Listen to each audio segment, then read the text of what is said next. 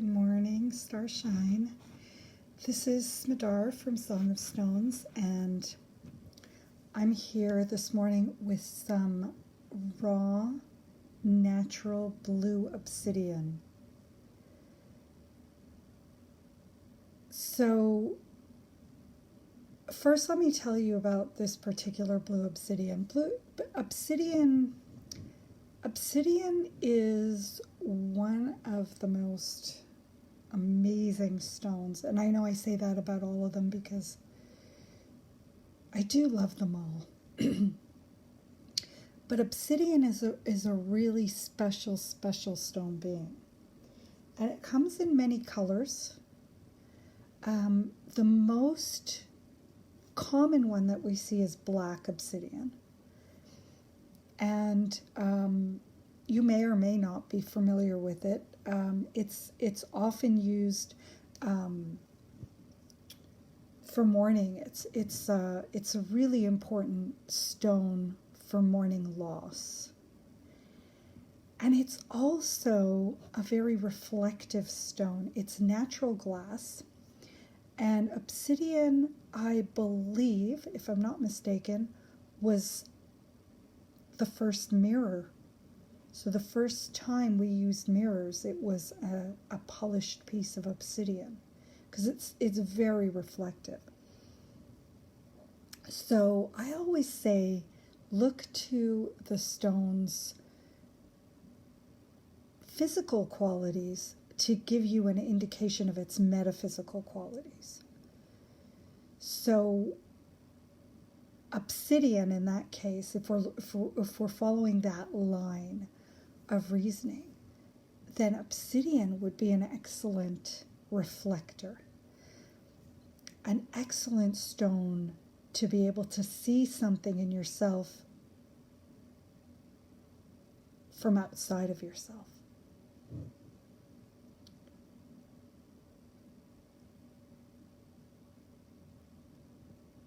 So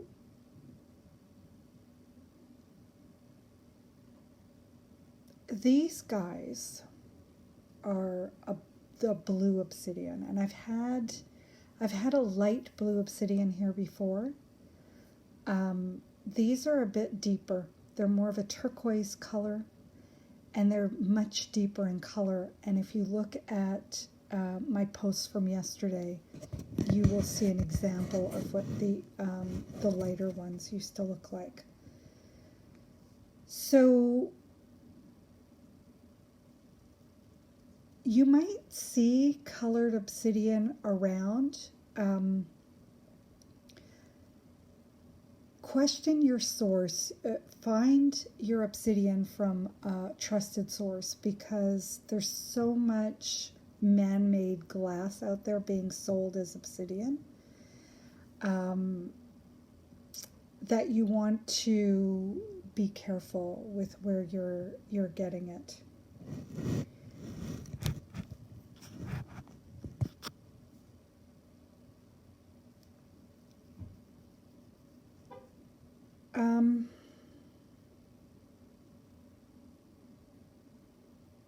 This one comes from a trusted source.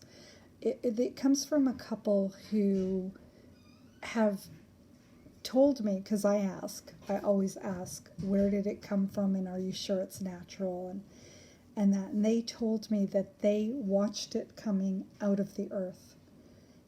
I can't get better than that. Because I trust them, because they're a very trusted soul. They're a couple who have this really powerful connection with the stone beings, and who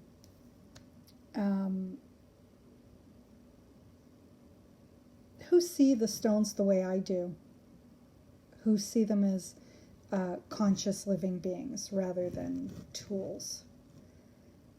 So, and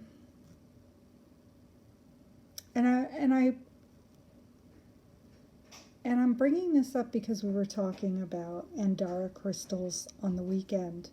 We were talking about how to tell if your Andara is real or not.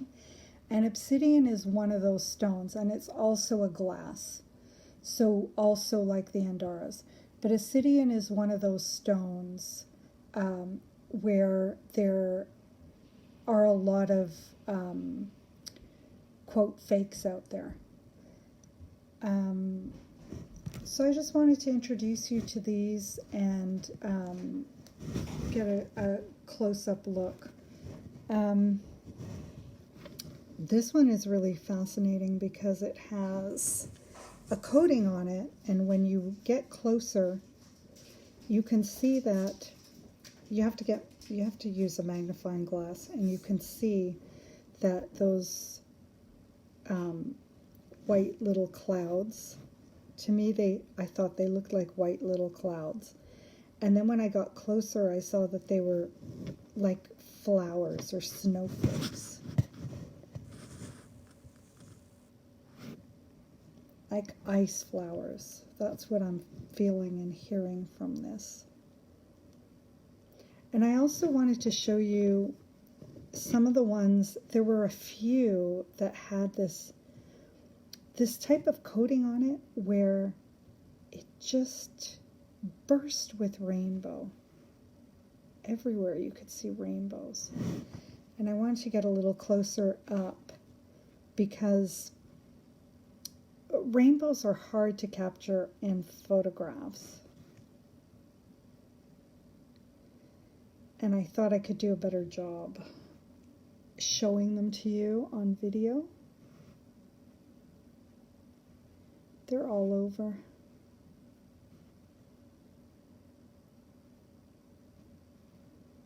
I'll show you another one.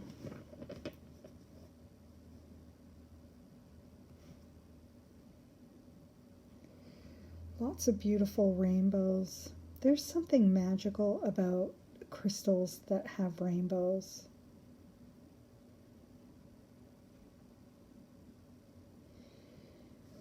And there's another one. This one is really frosty. And the rainbows just sit on top of the surface and just are so soft and beautiful.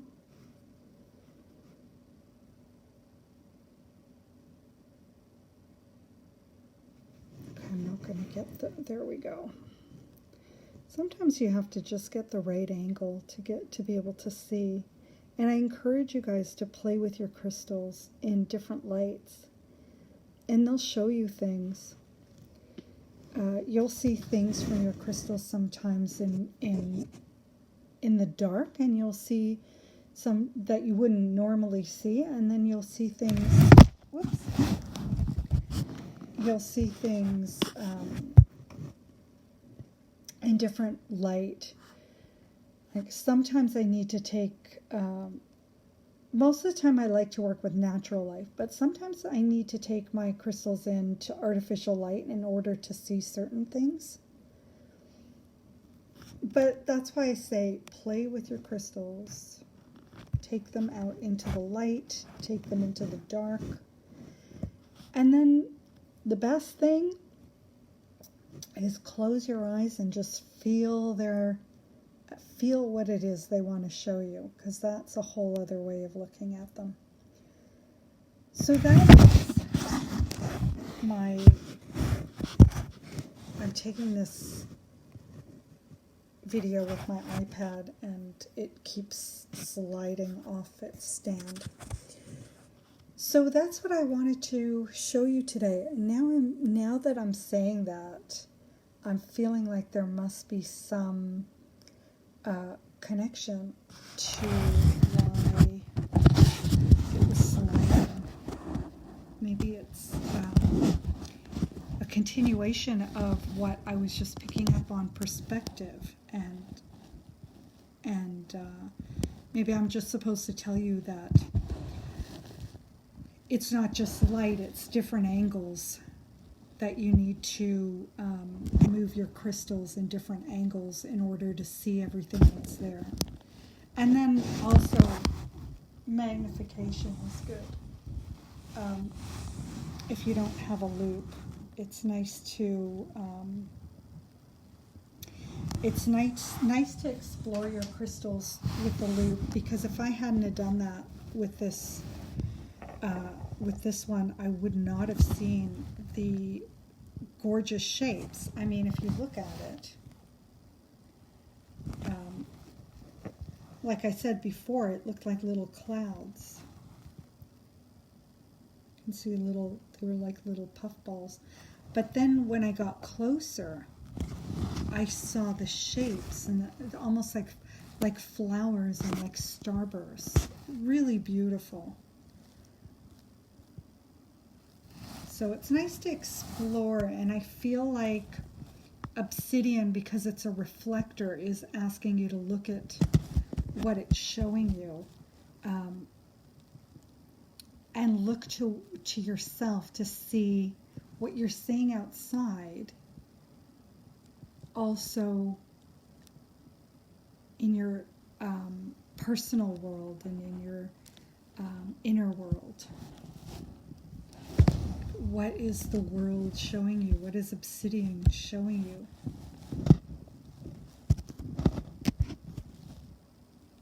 What perspective are you getting? And then turn it around to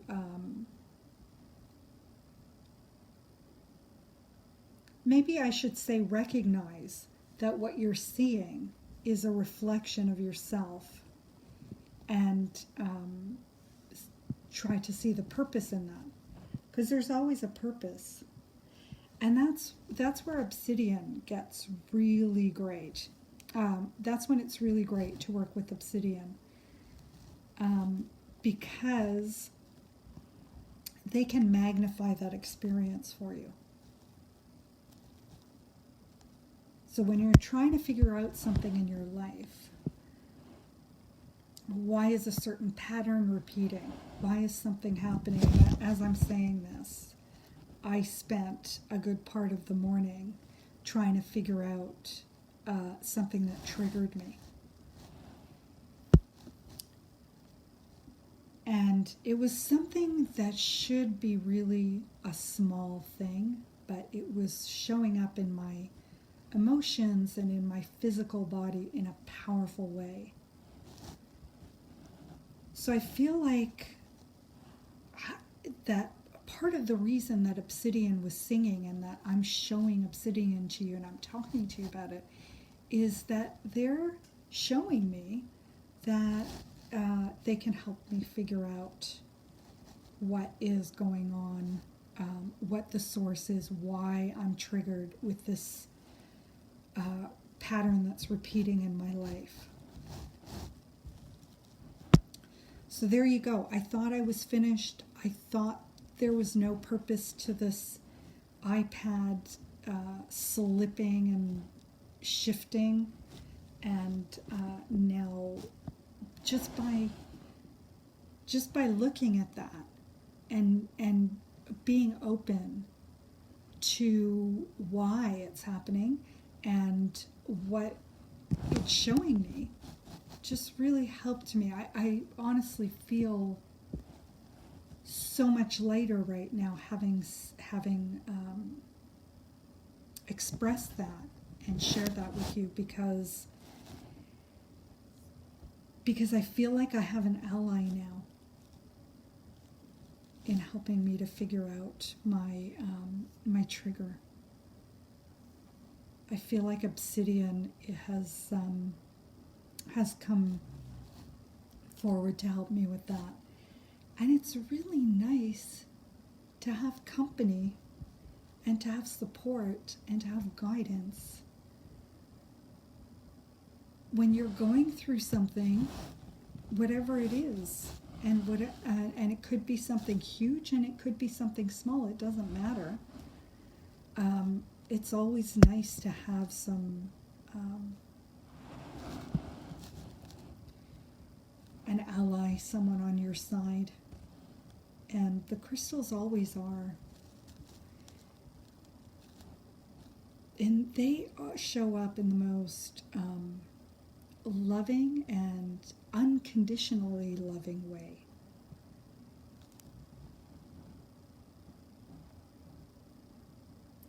So there you go. Now I feel like I am complete, and I hope that in sharing this with you, it helps you in some way. I'd love to hear from you.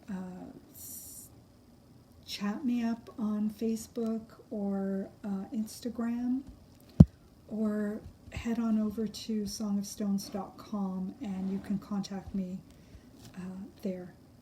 I'm sending you so much love and many, many blessings.